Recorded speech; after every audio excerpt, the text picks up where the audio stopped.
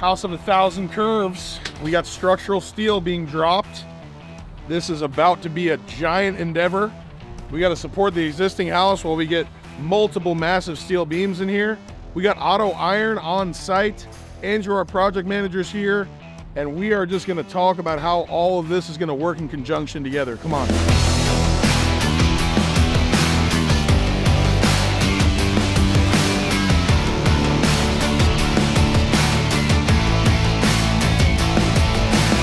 Honestly, for this size of house, this is the most ridiculous structural steel package I've ever seen.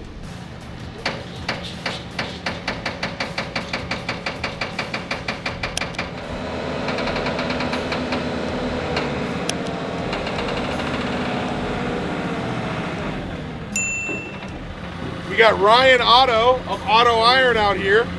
This guy's a master. Look, when you got your company name on a machine like this, you're doing something right, huh?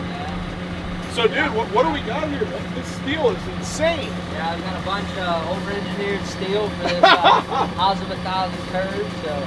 Yeah, this is what I was saying. This has to be the smallest house with the most amount of structural steel ever. Yeah, no, it's a lot. It's crazy. It's a lot of steel. It's gonna be really cool though when it's done. You know? Oh man, absolutely. Yeah, get the whole back of the house ripped up. So. Yeah, so we're gonna rip all this off for you.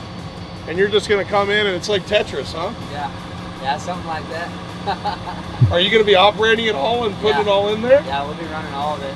We're gonna do the front portion today and we'll get the rest down here shortly. Badass. Yeah. And see, what I love about Ryan is this guy is no bullshit. He's on site, he's doing it. He has a drafter that came out and like drew all of our steels and got our beam heights right, and like, when you're doing structural steel, you want a guy like this for sure, bro. Yeah, I appreciate you, homie. Yeah.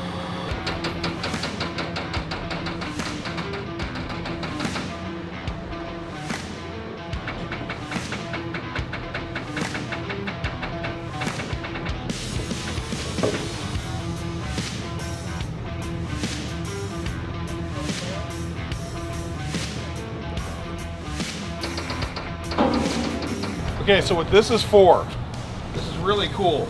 This right here, you see how it makes kind of a triangle? It's gonna go all the way to the top, and that's gonna make up our gable. And then these cantilever out to hold up our floating soffit. So this is a pretty big soffit. This is 3 feet. So these come out and they hold up our soffit away from the house, kind of just like that. You know, this is a, this is a few thousand pounds. He's gonna get hoisted about, you know, that's probably 30, 35 feet up in the air. And we have the same condition up front. We're gonna see them install that today. This is really a jigsaw piece because, you know, it's a remodel. If this was new construction, it's easy. Just erect your steel and then build the wood around it, right? But we have to coordinate our demo crew, who happen to also be our framers on this, which is nice. They need to demo, they need to brace, but they have to brace in a way where he has room to bring in his beams.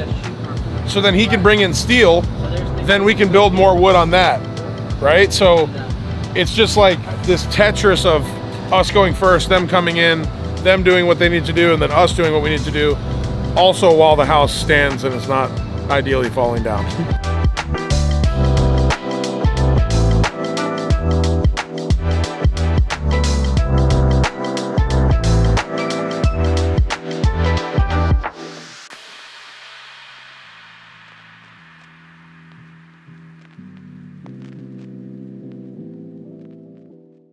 Okay, so right here, if you take this piece, flip it around, remember, if you look over here, we have that offset gable.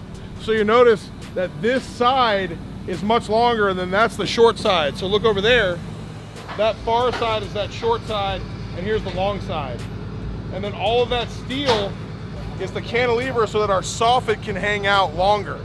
You're really only supposed to do, a non-supported soffit can be about 18 inches. This is 36 inches. So that's why it has to be steel so that it hangs. It cantilevers with no support underneath it. We bring all of our columns long. That allows us to shoot in for any discrepancies. Like in the CAD drawings that shows 8 4 3/4, but in reality we're cutting 8 6 3/4. So we don't bring everything long. We're basically relying on CADs that, you know, sometimes are faulty. As when it's new construction, most of the time the CAD's right, but you know, on a remodel it just sort of is what it is. It's nobody knows, you know, until you get the house torn down. Yeah, because it's one of those things, you know, you're basically, if you bring them to size, you're, in other words, assuming, right? And that's never good.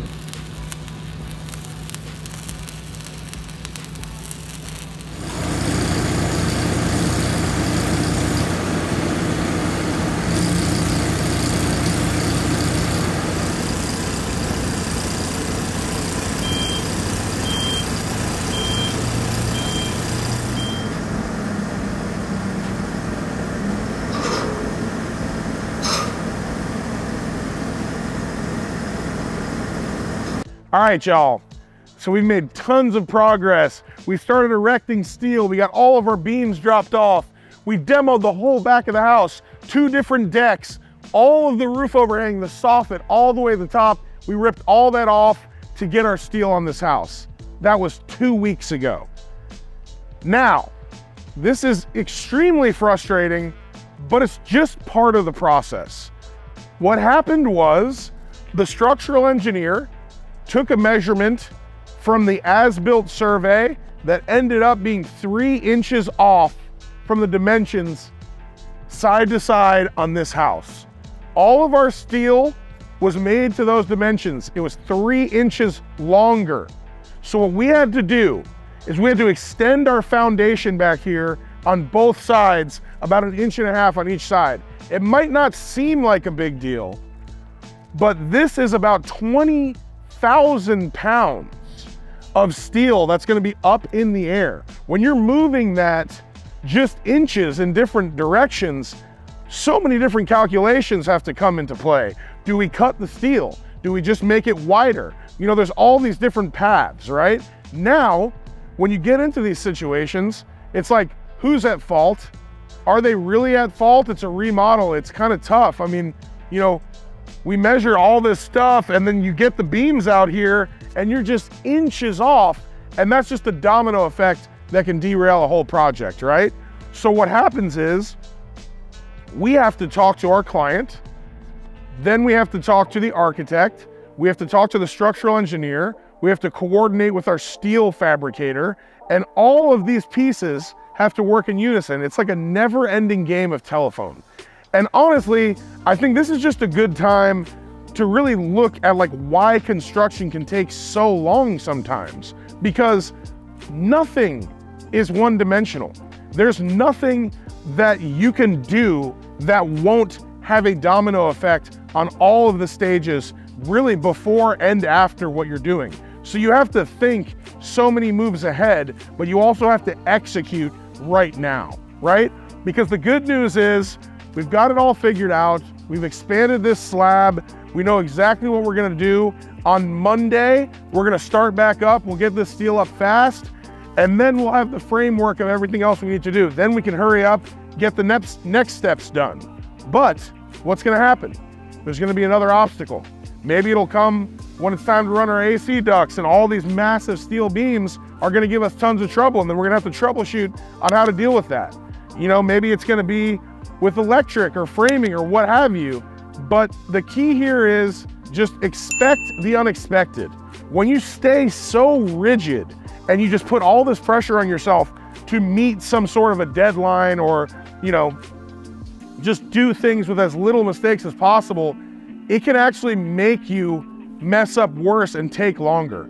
Stay flexible, roll with the punches, and just always do the right thing, even if it takes longer. So that's why I always explain to my clients, look, the schedule is not exact. It is a forecast. There is no science about how all of these things can work together. You're dealing with a 100-year-old house, and we're putting in steel beams that go into a new office building, right? These have no flexibility. They're rigid. All of this is wavy and curvy, and that side's longer than this side, right? So moral of the story is, be flexible, do the right thing, you'll always end up on top.